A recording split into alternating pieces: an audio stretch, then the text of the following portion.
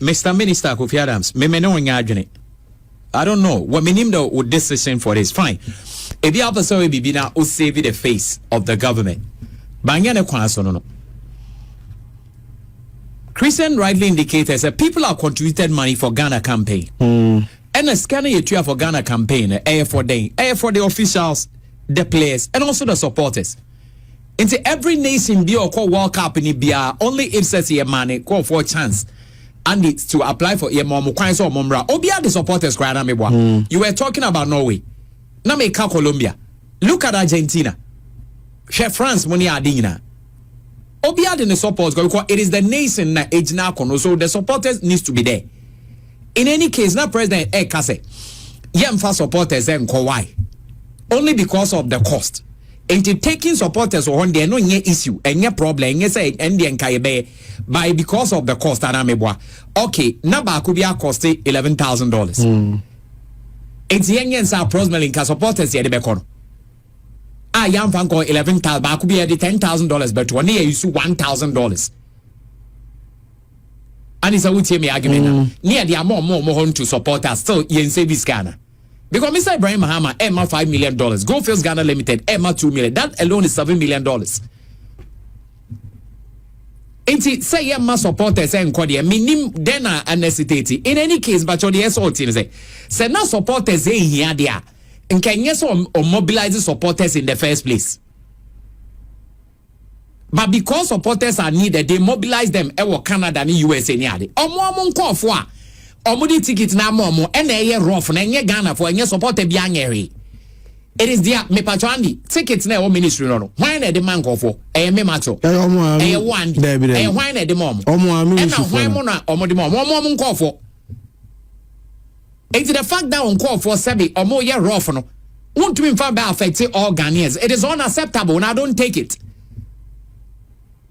I don't take it. Minister, where there you should come again. No. And maybe so no more say Ghana a last stop aniana.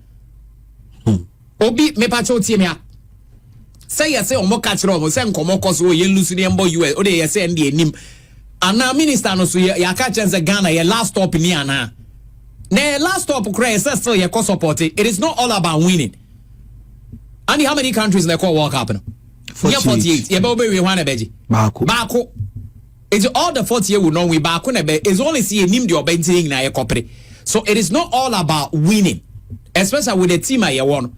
Only South Africa teams in the Andes are all kind of crack Ghana and Tunisia. Me Tunisia may home but Ghana and maybe are the Yenny and more here. But we are still getting results. So then I necessitated the reason says see and or say or money president I don't want president man to go ahead because president initiative. The fact that the president himself never out back said this is what they want to do no. It means that a ministry requiring a dream. My president, my approval. So a initiative of the president. Has the president agreed to it? Say, me and Matikin Pacho, see a kobo boy. Then me I don't say Colombia 2-1. Near qualify caught the round of 16. Maybe any post Ghana's other team near Kobo. I know the Obasa the topic is a supporters number Mediana. Me question me this I don't know. Ebi a Ghana bomb match where ya qualify, even penalty we qualify. Ye call the next round. The next round ebi ya qualify. Ye call as we are speaking. Ye nim the ebesi. Ehon Obekas anasi e body could do quarter semi-final. Obekas we can see omo 30 kit anasi omo 30 kit biem. Enti ebi ono person ochire say ebi a Colombia ni e kura last stop. Joy and sa na chire. Other than that, menti ase ono an call for no omo ticket no. Say omo fama ene so pay bibi ka chire omo. But yet you don't deny the happiness of Ghanaians because Ghanaians, whether home or abroad, they are Ghanaians and they all contribute to the quota. Yeah, nation a bobo. Near Pasi a cohort, yeah, ready see a beco. Omo Bruchani, you know when you're ready, so make our border. And I'm one back, say, oh, Mobe Momo tickets, and I'm a boy. And no tin more crowd, so say you bring one or man idea and the a free ompe. Say you bring a free ticket, yeah, fine, baby, a free no one, a better a cost, so it's a good thing. And diamond also money ticket. It's your get on copy tickets, Nandi. Many tickets may be all for sale still or could be being a Beasleyana. Because we said most of the arenas now, yeah, Bob Bono, the Brina is sold out. So being a cry and quay be brave, cry and boss bedding.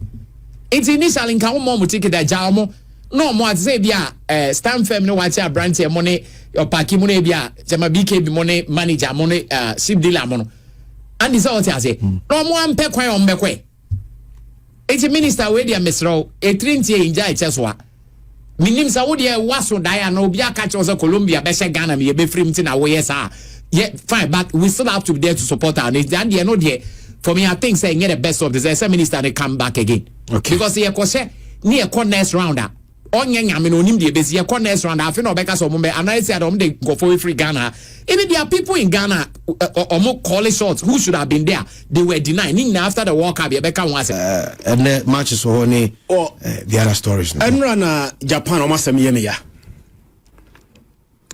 on say mekache o say enra mekache o say na me expect say Japan be Brazil but enra bo game ni wie no o Japan for ni mood their players their technical bench and no supporters no the entire Japan for rebel ho no not because the opposition e share wo no and it's about World Cup na say Brazil share wa say ngahwinsi ye by the manner in which Japan eba World Cup wa na ombe free mu a ekwaya omofa so free mu no and the esi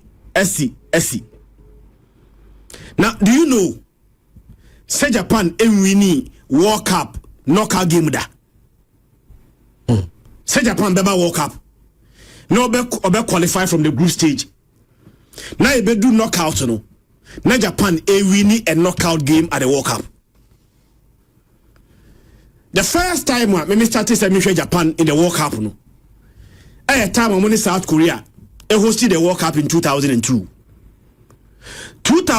World Cup no Japan etopi omu group na Belgium wom na Russia wom Japan enya 7 points ema Belgium enya 5 82nd Mandi Japan qualify from the group stage na oduru round 16 no ena Japan be share Turkey Andy yebo game ni wie no na Turkey as Japan ka baako ayi Japan film and so Japan came back in the 2010 World Cup. 2010 World Cup no. Na Japan group E. Where group E na Netherlands enya 9 points. Japan enya 6.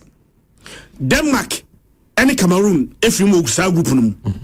Tier group no. Na two teams are qualified from sa group no. Netherlands and Japan. Japan eto mienu. Andy they came again round 16 Japan and Paraguay ni share 90 minutes ya kwa extra time game ni andi 0-0 Japan LC 5-3 on penalties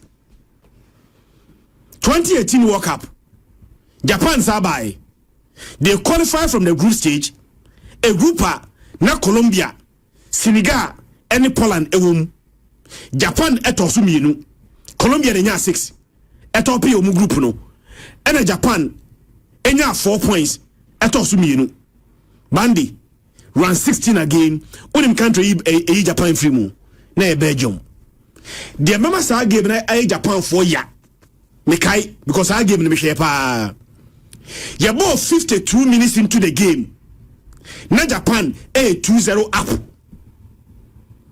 round 16 game wa qualify and we be share Belgium Oshia Belgium no 52 minutes into the game na Japan 2-0 up man ye be game no na Japan lose game no by 3-2 time na Belgium enya winning goal no similar to Enra time Brazil nya winning goal no Belgium take any wie no obesha the third goal no na 90+4 and Belgium share the winning goal waka bakwa Andy omu impressive wiase afede nyina obia nim se Japan ebe ya de Japan be ko monim no Qatar 2022 and the uyom group no ye group ni wie no and ye bi so obia se two teams bay and be qualify free say group no mu a na obia mo Japan dim because now Japan and Germany and Spain they were in the same group na group E.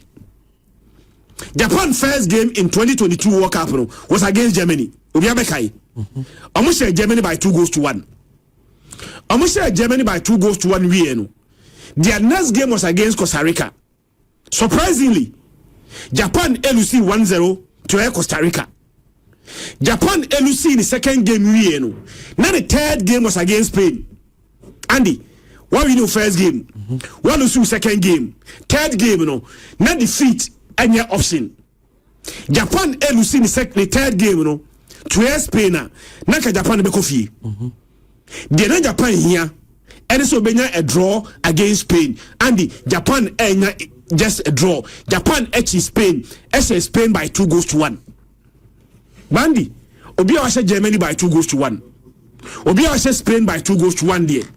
Naka Japan are qualified from South Group Numua. You be expecting Japan to be able to go further in that competition. Bandy, when I say Japan free move, ne Croatia 2022 World Cup no Croatia and Japan free move run 16 game and day 1-1. Said a core and run. Japan scored the first goal again. Japan is share first goal. I'm share first goal no.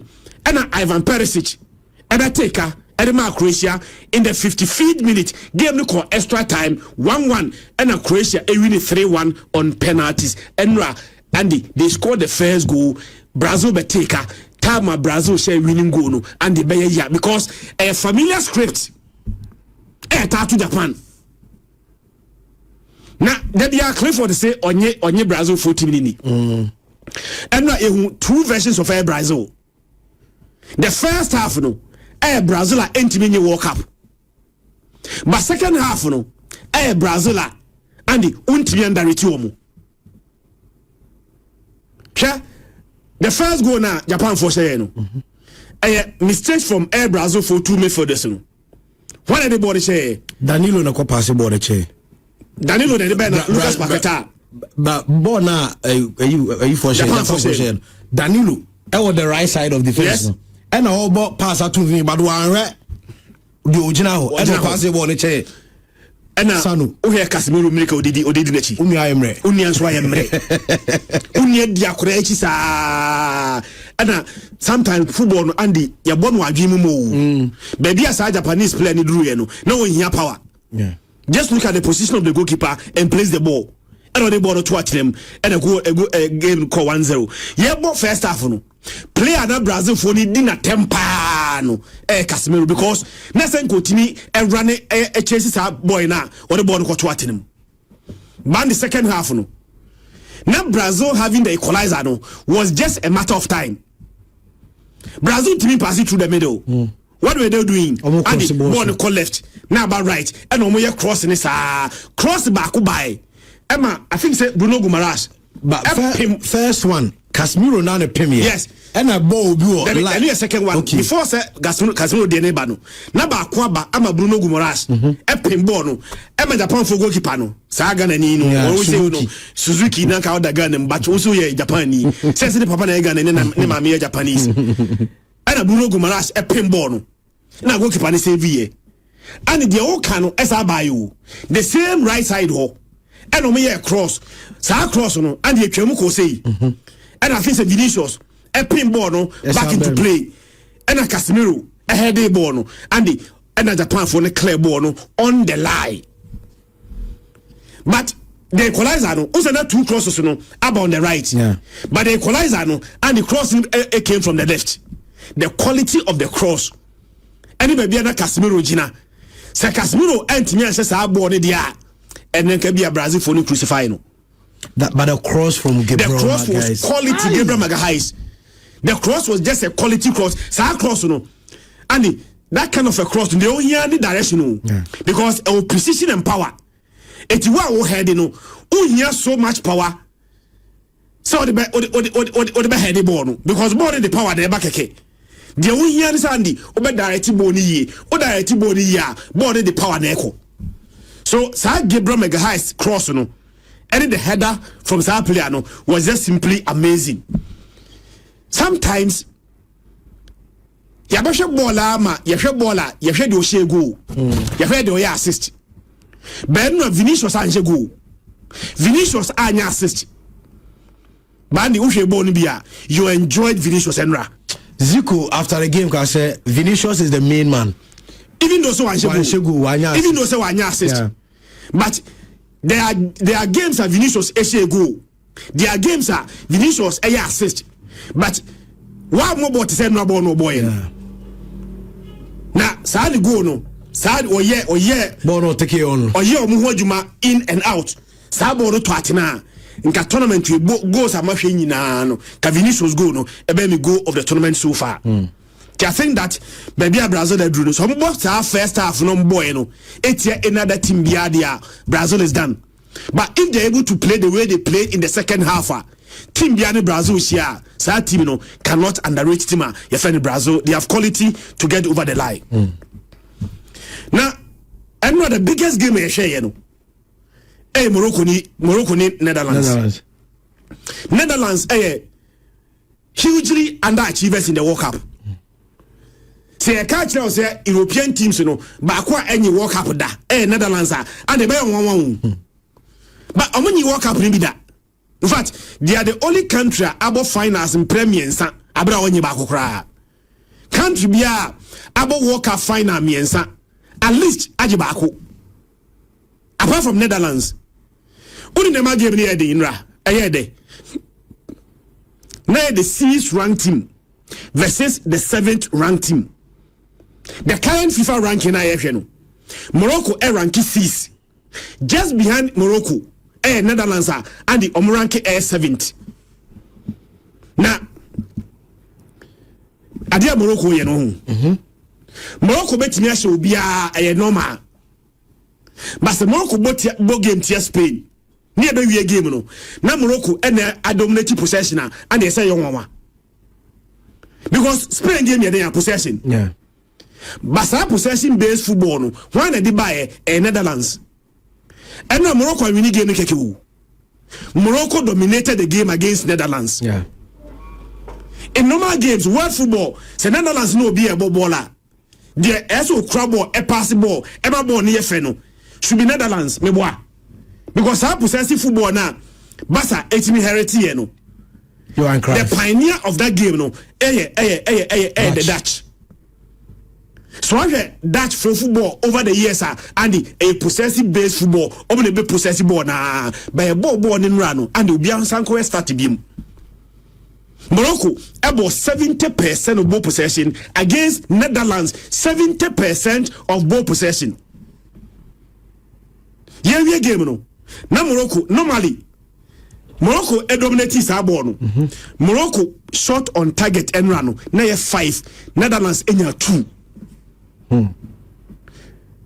Netherlands, Morocco, SG less than no SG no. Morocco SG na 1.38. Netherlands SG Andy na 0.24. Look at the margin. Morocco dieno 1.38. Netherlands dieno 0.24. Now Morocco now say Andy bono baby or the baby omno bobo. Eba physical and the bobo, eba possession, omno bobo. Enra, why enjoy the physical battle between Sabiri and Van Hecker? Van Hecker, which I say, Obeso de Sanya Dino, Efa Sabari, so Sabari and Chamano. The other ending, so no, Brambrobe, Ericha, a Chadi, a Radno. Brambrobe, the aggression near the ending, Ebe chair for Morocco for center back and so, and the Onoso and Chamano. Now, sir, a Netherlands and first goal. Go no Moseno came against the run of play. Enra Morocco LUC game na nanka football anye fair to a Morocco. Mijidi say about pedigree any status. Netherlands way ahead of a Morocco.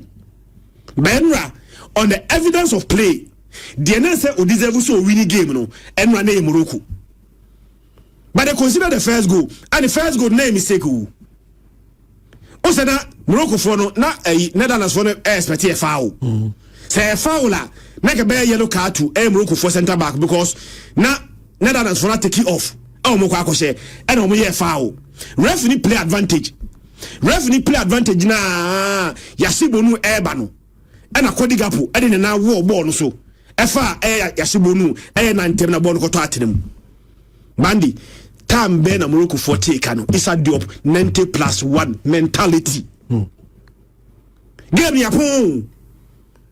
And the normal circumstances, team bia against Netherlands, near about 90 plus 90 minutes or so. Game near yapon is no lusu game now. Mentally, what have they give you up? But yes, Uncle Beam. Said the near yearbo air Brazil for crosses na basono. She cross na or to the man is at the opono. The quality of the cross and the never Van Dijk at you. Cross not to Van Dijk at you. Issa Diop only needed to direct the ball to the net. Meaning whether you blame Van Dijk and I say over the toe cross na basono. I appreciate cross nearby. It was a sweet that cross near sweet. Cross near sweet. And I said job just directed the ball into the goal poster and the Omoteka. Now Uya Untro no can be. Yeba Sati World Cup, make sure Morocco be a big boy. From the last World Cup, the teams are Morocco Shiaomo. And teams are Morocco are counting for them. The last World Cup, Morocco first game was against Croatia. Croatia and Morocco. Game ended 0-0. The second game was against Belgium. Don't forget. And then Belgium were you. Last year, last 4 years, Belgium team, now know the Swiss are Belgium team. We. But Morocco actually Belgium. Actually, come you know, Belgium anti. Morocco last game, was against Canada. And was share Canada by 2-1. That was normal. Now Morocco advancing through every group stage. Andy, Obeshia Hawaii. Morocco in 116 Beshia Spain. Obekai game end 0-0. Spain enter Morocco. In fact, game the call penalties krano. Spain enter for ball and to Morocco net. Obekaya Morocco win penalties 3-0. Now from Spain, the next time Morocco Beshia no Andy was against Portugal. Don't forget, Portugal na Morocco free mu. Morocco na Portugal free mu. The last World Cup almost 1-0. So the last World Cup they played Croatia. They played Belgium, they played Spain, they played Portugal. Only semi-final and France as we come in or Montinyanti. Nandi Morocco atwaso. The next World Cup from Bayern. Teams better Morocco no mabo. They played Brazil. Yeah. They remain unbeaten. Almost Scotland 1-0. And almost Haiti 4-2. Right after Brazil, right after Scotland, the next time Mushia no and the Netherlands, only a powerhouse, or my counter for them. Do you know why I think Morocco will go far? Their next opponent, is against Canada. Morocco caught. Bono Canada for Morocco. Canada and Timmy, Now, there's a dear Morocco, and the by accident too. A proper planning. A successive plan. Last World Cup, no more center back there. Roman size, and then I forget. And then for Nebo, Chadi Rad, and he's at Diop, and about 4 and 5. South center back, the last 4 years, no one and Nebo. The two center backs are Eboma Morocco in the last World Cup, and they are out. Roman size are retired from the national team. And our garden, so before the World Cup, so Omoban will be prime. It's only two center backs in the last World Cup, anyhow. But look at the two center backs, you might think that you're going to board the last World Cup, but they are playing the new center backs. Now, the last World Cup, the attacker there, Yusuf El Nassari. Yeah. But Yusuf El Nassari, anyone, one about Sabari, Bayern Munich bound. Sabari, Andy, or she go in the first call up new. Onyane cap right into the World Cup. Yeah. No car. Or more AFCON team no. Yes. But no one starter because that time there you see for Nassari. The debut game at the World Cup was against Brazil. He had a goal. Against Scotland, he had a goal. Against Haiti, he had a goal. And the winning penalty was scored by the same player. Now Finfino, adi Finfino. Sa Kurano Masako Fana Beshem Finfino Kurano, almost Akofani for the Hifa. Are you bloody? So you know your tournament, Nasa Ayub Wadino, ABO the revelation of the tournament. And so successive planner, Omanyan right, Andy, I think that it will be difficult to beat. Team be a beshe Morocco no. Ninkas will be intimation, will be a bit near Somodie. But what beshe Morocco no, Andy, Obetibia, you will struggle to beat them. And every unity be a and once you go keep person so Juma. Enra ayi for goalkeeper no. Netherlands for goalkeeper no. Save after save. Say Hakimi the ball ako hit goal post. But before say Hakimi ever hit goal post no. No say Hakimi so a save back. Enra probably the save of the tournament. The injury time no Morocco for the Sofiane Rahimi free bench by. Sa Sofiane Rahimi ni save no ayakwa similar to Colomwani any Emi Martinez there no. Also anybody ni big you know the save sa ball no torneta ebianke a penalty shootout. But Yashi Bonu sunye e save back bi. Andy, this tournament, goalkeeper up to the taxa, until go far. And now Morocco, dear, at least Africa being a rep. Minimum should be in the semi-final again. Morocco are doing what we know them to be doing better. And Netherlands, which was just as Christian Ekaya, no. So possessive football, no. Baby in the origin. So they can Netherlands. But then they gave them a deuce. Maxwell. Germany for the inability to keep clean sheets and our home. Disappointed one. Germany for. Yeah, they have disappointed, but I'm also not surprised because Germany not me among coming teams and I'm how more count, but I think that they would have gone far. But I would say the problem for them is to make keep a clean sheets. Close to 10 to 11 games. The last time we keep a clean sheet here, almost Argentina J Walker. If we were in our clean sheet day, is it I was even thinking Curacao, but Curacao when I go against them. Yeah. So it was always going to be difficult. So only these South American teams are more very solid at the back, but not more very good attackers. Now keep a clean sheet. That has been their problem. And these World Cups are records air falling. They mostly yet new records. Only say Paraguay so proud to enroll no munche go our knockout stage World Cup muda. They've also gotten the goal. Can see the records and echo. But of course the Netherlands there problem in our coach, Ronald Koeman. I won't say Koeman as a player, I won't say in the history of football, only defender was a goal of football more power. 253 defender. The only player of Banier Daniel Passarella, the Argentina, only say 173. And Ronald Koeman, a legend of Barcelona, one of the biggest. Only Bobo Pa. And I'm against our ranking no more. And I wage, many baby, how many more agony. Because he can't cry, he bokwa, he mokoma, but Koma Bobo Pow. On a low drop money addy. So back in 1992, final on the war. Omoni Sampdoria Barcelona. He led Barcelona to win their first title. He was also a captain. And Wabet Teniko, who's most of the captains, with all other teams, and most especially Barca, no more 10 as your friend is saying. Oh yeah, dead ball expert. Did that final call the dead ball and say free kick or a brutal? And the over penalties got a Messi beating the record of La Liga, and even free kick a Messi beating the record. So he was a hell of a player, Ronald Koeman. But as a coach, and your man said I'm quit. The data make us say from 2018 to 2019, Obedi Kafa, the Netherlands team, and the only the top 20 teams here ranking in the top 25 of FIFA ranking. The record was 6 wins, 3 draws, and 4 losses. But our back 2023 no by far team.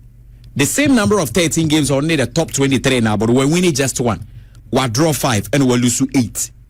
So the problem is only team or yet top 24 and 25 Obre and Morocco are also there. For the first time, it was the Netherlands for I don't know what they were doing.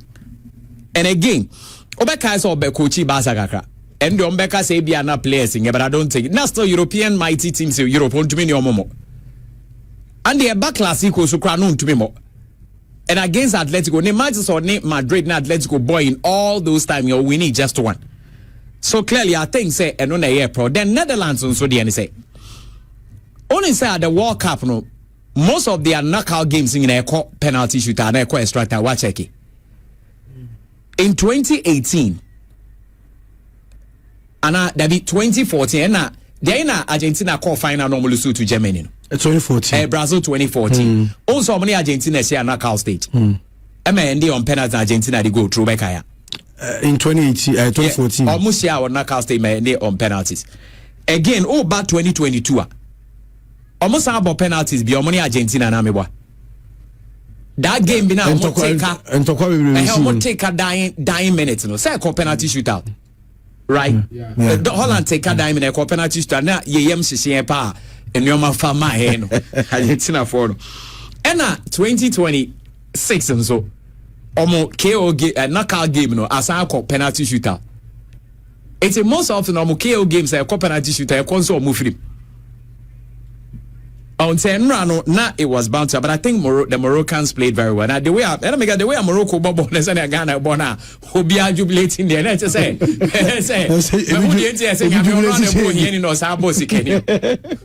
I don't tell you. As a be jubilating, I make because you see Morocco ever show more. Then I will beat Morocco simple. But I'm here in the game. Okay. Cote d'Ivoire World Cup or Marco, when we need 3 games. Some players not drug by more when ya munina 3. Why you laugh? No, I don't want some non Ghana. So now,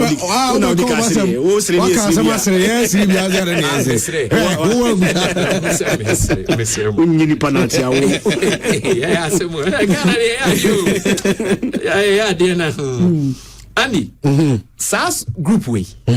So much we winning that match now. Almost when we need 3 games for World Cup we don't forget.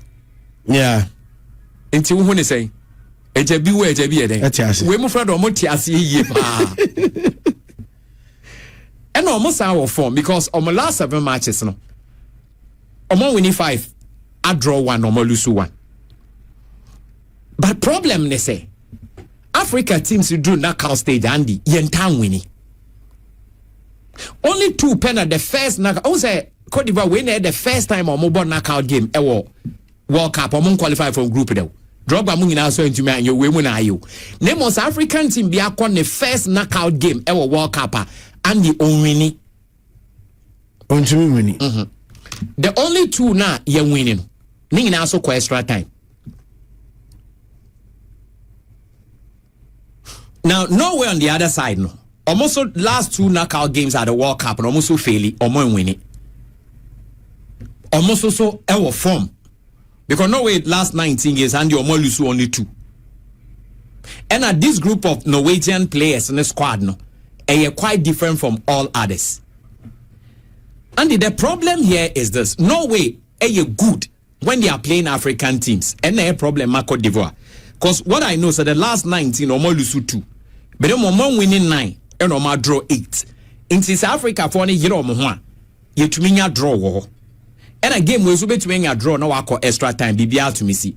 And don't forget the almighty Senegal Omoje saying Omoje 3 and Omo team 2.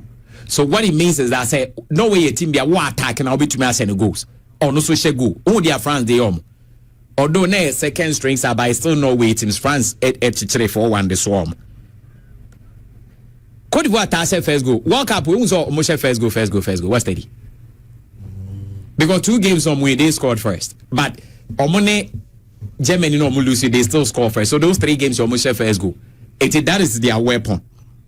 And only 2 of the last 7 games now both team essay go because Cote d'Ivoire are highly defensive and defensively they are strong. Don't forget say it was a team. I think one of the teams or one consider go crowd qualifies and they call the World Cup itself. On the other side, no. Norway games in there goes Bempa. And the last 9 on Mabuimo 6 no over 3.5. Over 3 was only me your money Senegal quest 3-2 me boy. Money France quest 4-1 ning over 3.5. It's goals in a bad here say ujina yi. But them both teams that say go because almost say go because the last 9 no Mabuimo the last 10 no emu 9 so both team to score. And the Nicolas Pepe on our go or share fast within 20 minutes. The last 5 goals was a move for Naba. 80 AB obey to me the back of the atom. But no way so the last 4 games no my bono from the hour mark in a corner to me go. And there's a game no cry and yet said I'm going for the South Africa. South Africa far ball on the board draw. 9 minutes now. Yes, they should watch out for that. These teams no inexperience. Because Norway, when it comes to the World Cup knockout games, normally inexperienced. Because I'm on Tanko. And a Cote d'Ivoire so airball for the first time. In time, they say inexperienced, the better work here. Cote d'Ivoire bet to be a play to a draw.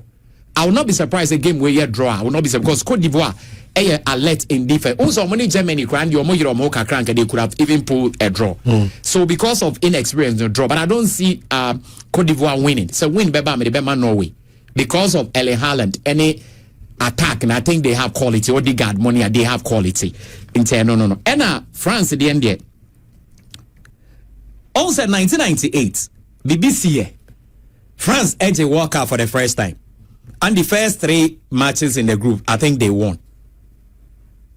And this time, we knew we are almost saying we need 3 our group stage, and then a catch up. And Kahwa, now Argentina, they won the chance of better records, 5 games at the World Cup successively, or share 3 or more goals. But because of money, Austria, Mukobo 2-0, na Messi say penalty, the Argentina into my record. No, so France and we with that margin, Omona better record, say 5 games in Ina, almost share 3 or more goals. Now, Andy. Maxwell. Enye izo. Easy. Senior France attack na no ohye no. Omo de nka o ya na ze aka ne so omewini.